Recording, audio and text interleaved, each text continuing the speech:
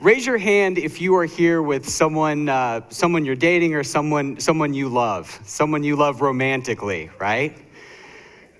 TEDx Huntsville, I want us to show the world how passionate Huntsville can be. Grab that person, or even if there's just someone cute in your aisle, grab that person and give them a great big kiss right now. Go. All right. It's ideas we're spreading, people. Calm down. We're gonna switch gears a little bit now. And we're gonna ask you to cast your mind back to a darker time in reference to your love. A time when you were with your ex. Ugh, boo. I want you to think about that person, and I want you to think about how crazy you were when you were with them, how irrational you were, the excuses that you made, the lies you told, the way you excused their behavior and that one thing you did that one time, right? I want you to think about that, really visualize it. The reason we're gonna talk about money today through the vehicle of love is because love is a vehicle that speaks to us. We have all been in love, whether it was requited or unrequited, and it sticks with us. It's very, very visceral. We don't just like to talk about love, though. We like to sing about love.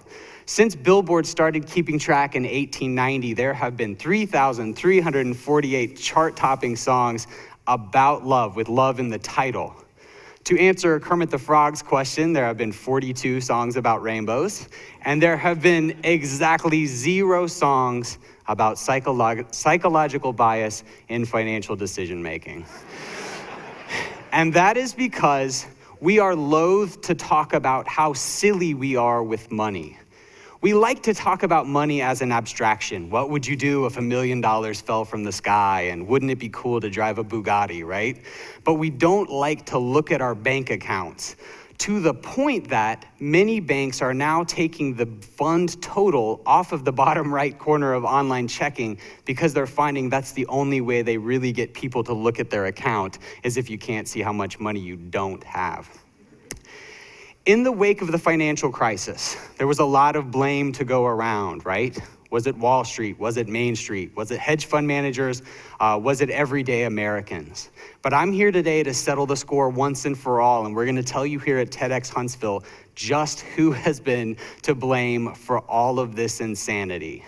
And it's you, and it's you, and it's you, and it's me. Because friends, financial markets don't exist in nature. No one has ever picked a perfectly ripe credit default swap or unearthed just the right moist little hedge fund, right? We are the problem. We dream them up and then we screw them up.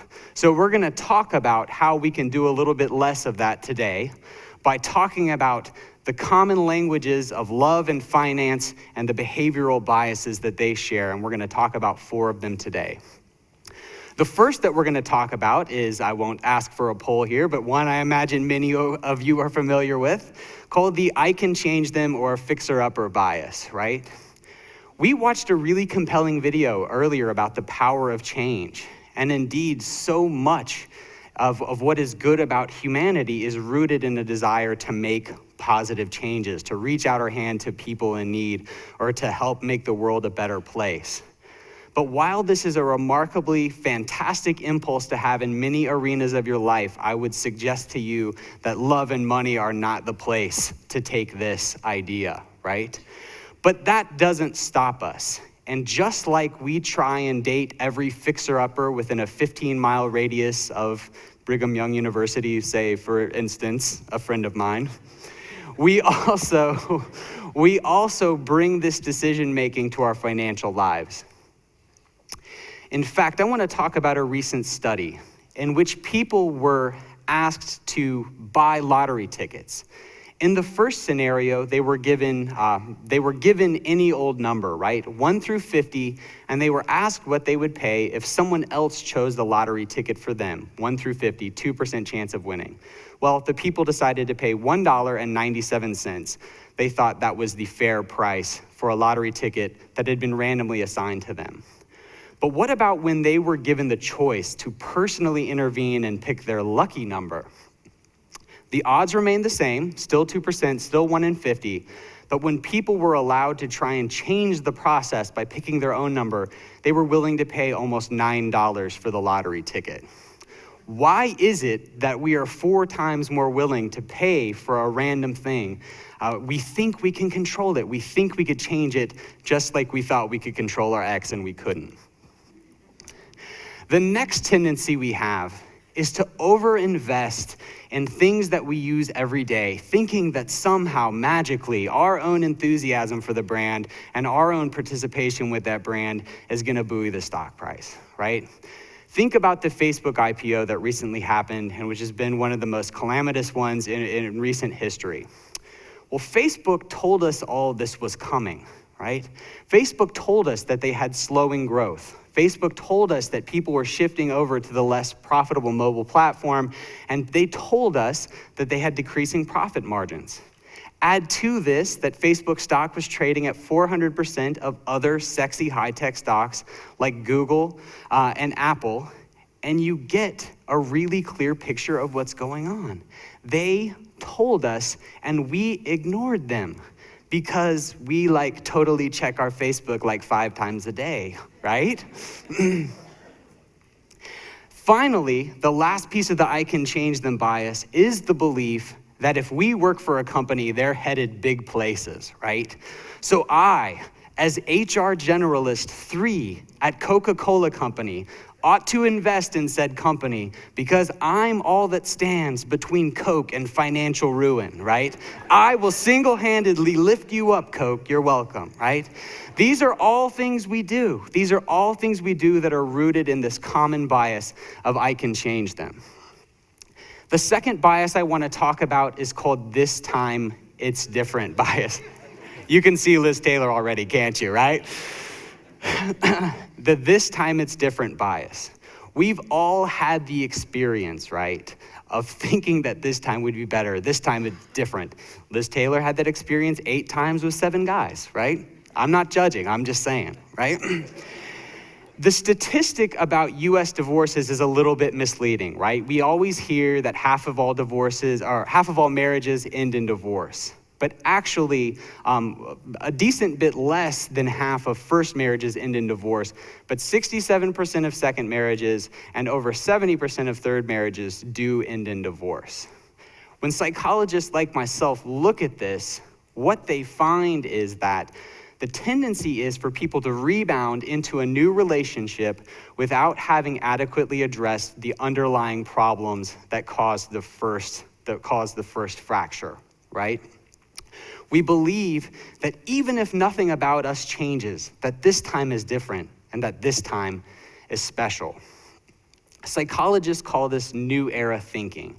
And the first new era example of great new era thinking occurred in one of the biggest and most shocking financial bubbles on history, which occurred about 400 years ago in the Netherlands. At this time, a single commodity commanded 10 times the average salary of a Dutch worker. This same commodity was regularly traded for up to 12 acres of farmland and sometimes even single-family dwellings. And that commodity is a single tulip bulb. Another example of this is seen 300 years later in America in the mid-1920s. We see the economic prognosticators of the day saying that there is nothing to suggest that anything but prosperity would be the way of the world in the United States for the foreseeable future. Sure, calamities had happened in the past, but this time was different. This time was special. It's easy for us to think about this as an antiquated notion and something that our silly, dumb ancestors took part of. We would never trade our house for a tulip bulb, but we see these sorts of things at play even as recently as the last 4 years and even as recently as the tech bubble that occurred at the turn of the century. I want you to look here at the valuation of two toy stores, right? Two toy stores, one a mainstay from back in the day, Toys R Us, and the other etoys.com, which was wrapped up in this new era thinking of the turn of the century, which said the internet was going to revolutionize everything, so much so that sort of the underlying financials were less important. Etoys.com had $30 million of annual sales, profits in the red, but a market capitalization or total stock value of $8 billion. Toys R Us, on the other hand, had $11.2 billion in sales, 9-figure profitability, and only 3/4 of the market cap. Okay? We get sucked into this and we think that this time is special and this time is different. But when I find myself entering into this trap of thinking that things are different this time, I like to jog my memory by reminding myself that we're only a couple hundred years removed from the notion that women's reproductive organs would atrophy if they got too much book learning. I want to talk to you next about something called Prince Charming bias. Prince Charming bias is this idea that a high impact, low probability event will happen and sweep us off our feet, as it were. Will make all of our romantic or financial problems go away. And to see just how deeply ingrained this is into our romantic ideal, I want to look at a couple of princes from fairy tales, right? The first one here is Prince Philip, who slays dragons and does all manner of heroic deeds to sweep his sleeping beauty off her feet and get her to wake up, right? Second prince here is Cinderella's man, who after one hot night on the dance floor, sees fit to traverse the whole countryside until he has found his lady and saved her from a life of servitude. And then finally, I want to talk about Snow White's man, who rescues her from an old hag, as well as having to live with 7 short dudes with really one-dimensional personalities, right? Notice though that I did not mention the names of the second 2 princes. And why is that? They don't have names. They're referred to generically as Prince Charming. But the reason that we refer to them generically is because who they are doesn't matter to us one bit. What they represent matters to us a great deal, that something benevolent is gonna come in and make everything all right. This Prince Charming bias is very much at play in our everyday financial lives. In the 1 week run up to the most recent Mega Millions jackpot, Americans spent $1.5 billion on lottery tickets, which is the equivalent of 4.5 lottery tickets for every man, woman, and child in America, right? Which seems harmless enough until you consider who is impacted by this Prince Charming bias. Until you consider that the poorest counties in North Carolina were the most likely to be represented among lottery players. When you consider that 28% of Americans make less than $40,000 a year, but 54% of lottery players make less than $40,000 a year. And when you consider that educational attainment and tendency to play the lottery are inversely related, so that day laborers without a high school diploma are the most likely parties to play, and those with advanced degrees like master's or a PhD are the least likely to play. So those who can least afford it are most likely to be swept up in this bias. But I don't want you to think that I'm speaking ill of you wishing on a star here, friends. So let's talk about the probability that a white knight's gonna ride up and park his steed in your driveway, right? Let's talk about that. You are 24 times more likely to be killed by your state than you are to win Mega Millions. And you are actually 3 times more likely to go to death row and have a last-minute pardon by the governor than you are to win Mega Millions. You are further 9 times more likely to be crushed to death by your TV than you are to win Mega Millions. But if I asked you to bet on any of these things, you would laugh me out of the room. Why then do we not laugh when we're asked to buy lottery tickets? But what if your prince does come? What if you do win the lottery? Let's talk about it. Well, 32% of lottery winners gained a great deal of weight. 43% reported no positive effect on happiness, and 44% were broke within 5 years. So, if we went back to the magical forest and did a follow-up on Snow White, the movie might be called Snow White 2, Sad, Fat, and Broke.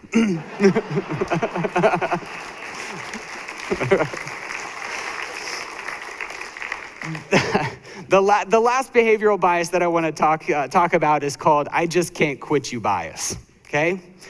In 2002, let's get serious. In 2002, one of the most serious and damaging bad decisions ever made in America occurred, which was that my then girlfriend broke up with me. I couldn't eat, then I did nothing but eat. I couldn't sleep, and then I did nothing but sleep, right? And probably most of us have been there. We've been there to know just how painful it is to break up with someone and to be broken up with. Well, some researchers, some psychologists set out to try and define whether or not the song was true, right? Is breaking up really hard to do? Gotta love scientists. So they studied the brain and they showed 15 people pictures of their exes and then did brain scans on them. And they found that 3 areas of the brain were activated. The first was the reward or pleasure centers. The second was the center that loads onto addiction or craving. And the last was the one that loads onto physical pain. This is a really, really big deal. But as people in the humanities like Emily Dickinson could have told us long before the brain scan, parting is all we know of heaven and all we need of hell. We hate losing. We hate losing and we hate breaking up twice as much as we are happy about a similarly sized positive event. And this plays out all the time in our economic lives. Consider the gambler down a couple of $100 who can't quit the table, can't leave the table because to quit would be tantamount to giving up. Consider the friend you have that can't get out of the bad relationship for the same reasons. Or consider someone who buys a stock at $10, could have sold it at $9.75, but rides it all the way to the bottom because they can't stand a sure loss. In closing, I wanna temper my thoughts on rationality a little bit. Blaise Pascal has a quote that I love that says, "The heart has its reasons, which reason knows nothing of." And frankly, the same could be said of the way that you spend your money. But I think if we can get past the pain and look and let love teach us a thing or two, maybe we'd find that our ex-boyfriend or our ex-girlfriend wasn't so bad, and maybe we still have a thing or two to learn from them. Thank you.